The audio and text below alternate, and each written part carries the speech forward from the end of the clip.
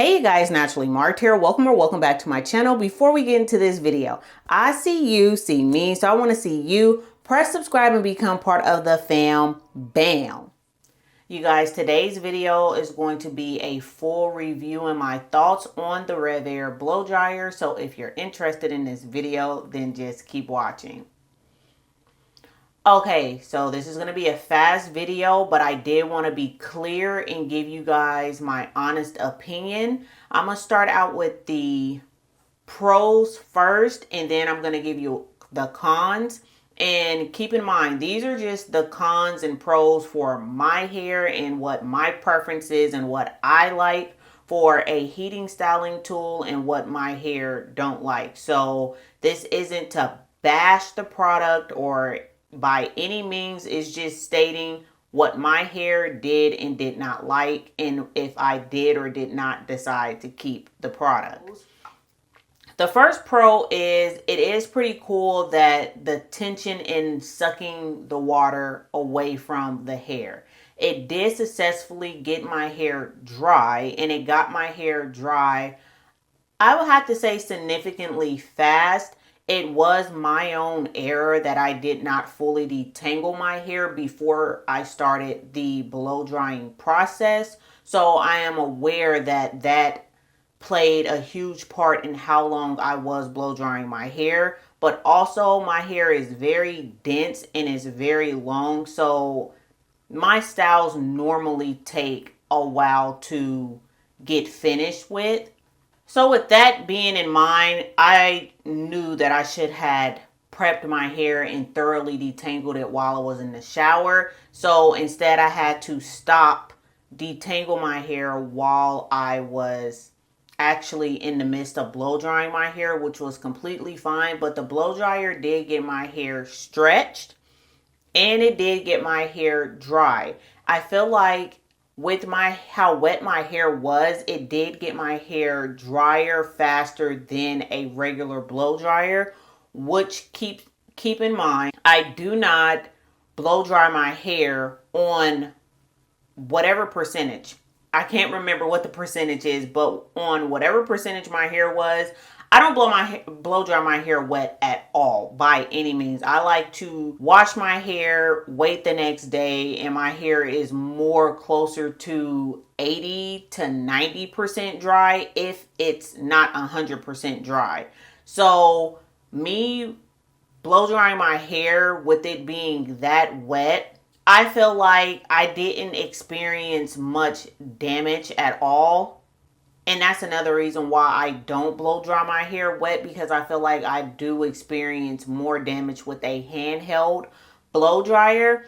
But I feel like that was the biggest pro out of all of it, is if you do have problems with, wanting your hair to be dry really fast, that blow dryer did do a great job on getting my hair dried fast, in spite of my sections being not detangled.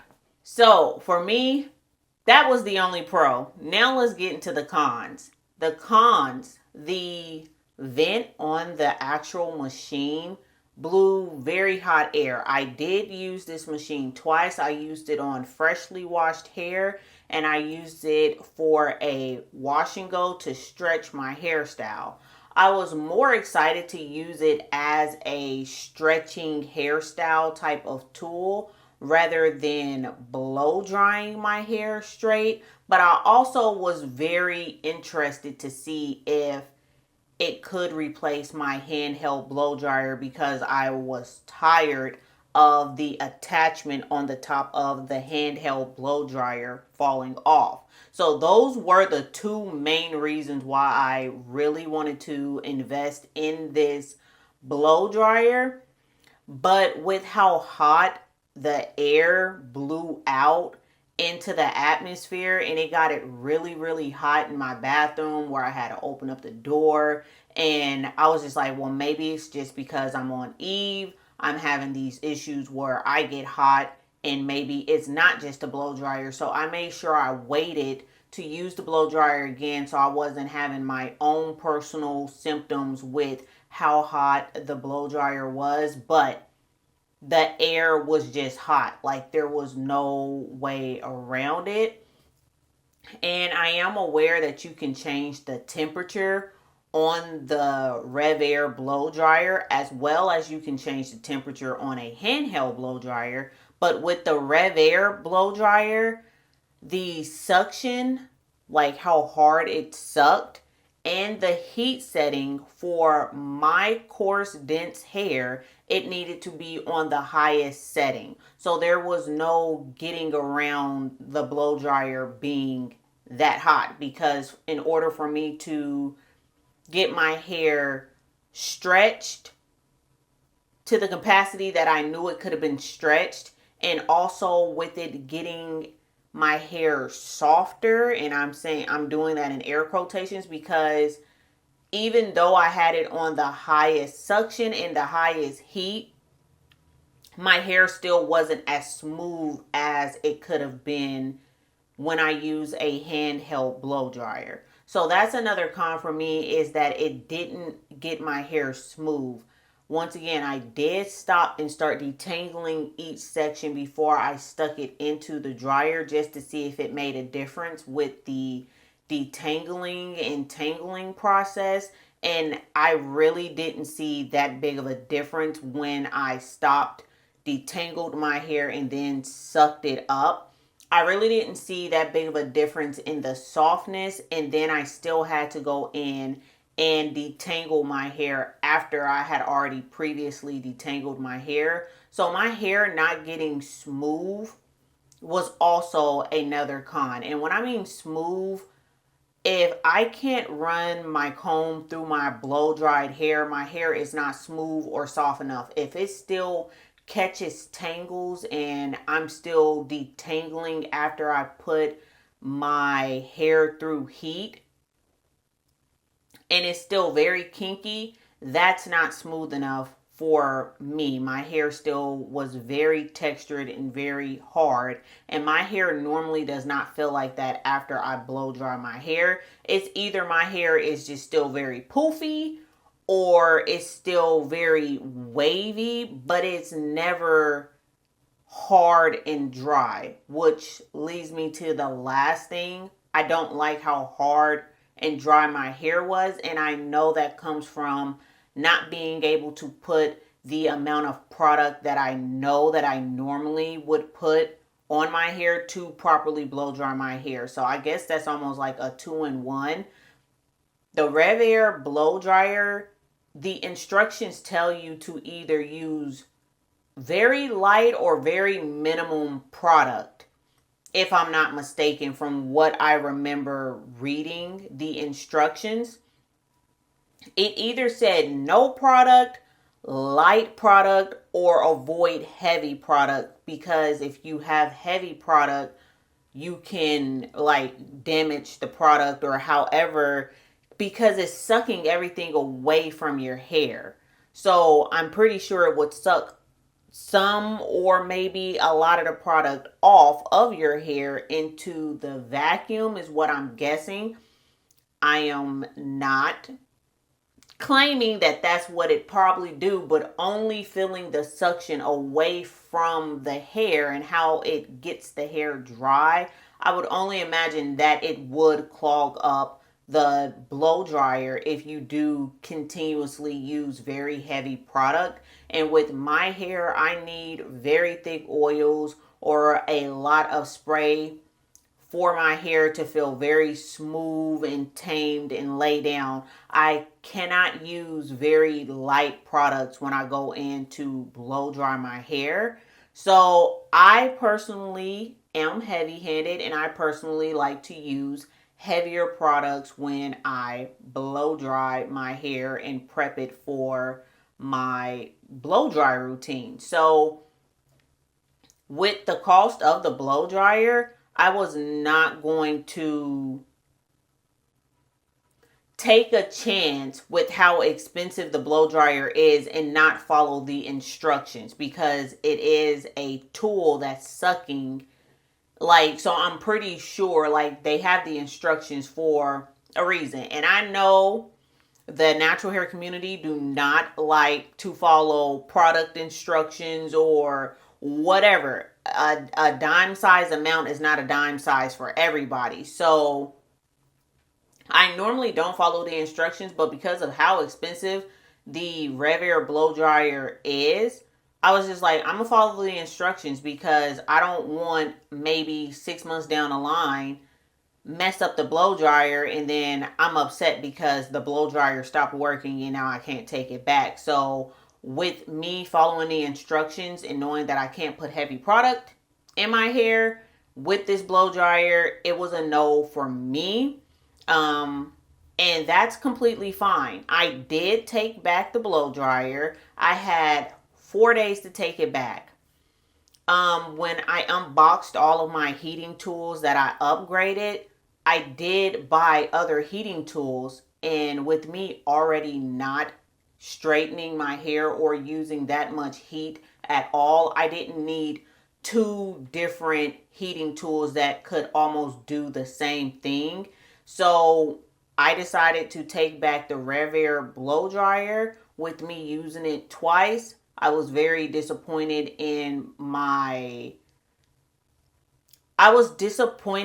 way that my hair felt. I was very shocked and surprised at how stretched it did get my hair, but the Revair blow dryer is what I mean when I say it.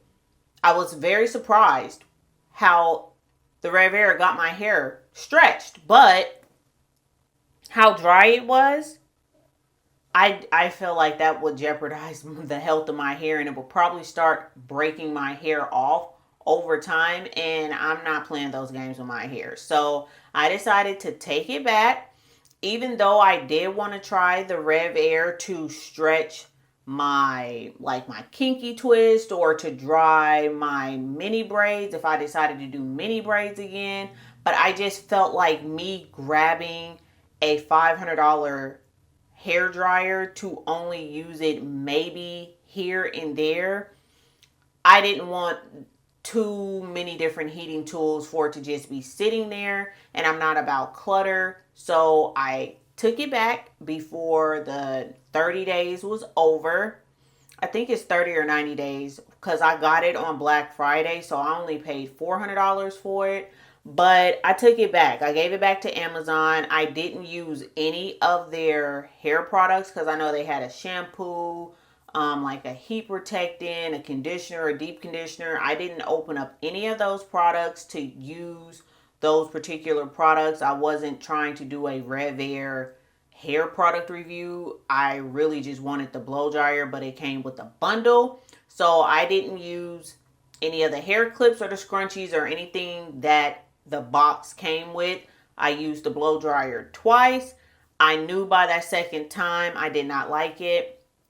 Speaking quickly on how I felt with the wash and go, I normally don't do wash and goes. So with it stretching my hair, once again, I did have to put it on the highest suction and the highest heat. But with how crispy my hair was, I used the Miche product. I didn't like how it pulled my hair, and once again, I don't manipulate my hair in that type of manner, and I'm just very aware and cautious of how my hair feels after I used it. So with me not normally doing wash and goes, I knew I wasn't going to use the Revair for that purpose too many more times. And then also with the instructions that the Revair gave about not using heavy product, I know I used a lot of product when I did my wash and go, and I was just like, so if I use it for this purpose, I'm still not following the instructions of not having heavy product on your hair when using the heating tool. So I said, this is going to break this expensive blow dryer, and I'm not going to be doing this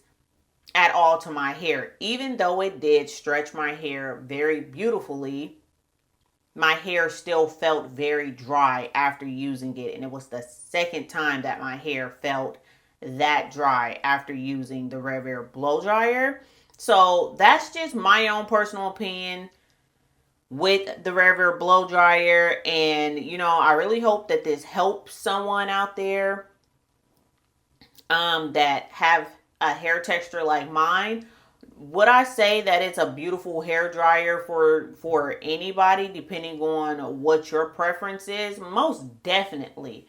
Like, if you have the money and you want to splurge and get it, like, I do think and understand why certain women really love it. Because if your hair texture is not really hard or kinky, or if you are not really cautious about how much heat you have to put on your hair, and this is just like another point of view for me. If I did not care about the amount of heat that I put on my hair, and for y'all that don't know, I went from heat damaged hair. That's what started my natural hair journey. I had very bad heat damaged hair, and that started in 2010, and now it's 2016. So I am very cautious about putting heat on my hair. But if I wasn't, I would actually use the Revair blow dryer to stretch my hair to not have to deal with the attachment falling off my blow dryer. And then I would go in and probably use a regular handheld blow dryer to get my hair a lot more straighter. But for me to have to use the Revair just to stretch my hair and then turn around and still use a handheld blow dryer, I felt like using the Revair was redundant, because I can just use a handheld blow dryer if I'm going to pick up a handheld blow dryer. And because when I do my blowout routine, I put my hair in plaits, so my hair is already stretched and dry, and then I take my hair down, I stretch my hair with the handheld blow dryer, and then I just go in with a brush and brush it smooth. So the Revair, it's still not needed. Thinking about it logically, for me, even if I did care or did not care about heat, it's still a whole nother tool into a routine that I just didn't need to do. And I am a minimalist, and I don't necessarily care about a whole bunch of different steps and a whole bunch of different products, and like, so I took it back. And that's just that. Okay. So I really hope once again that this did help somebody get more of a honest opinion.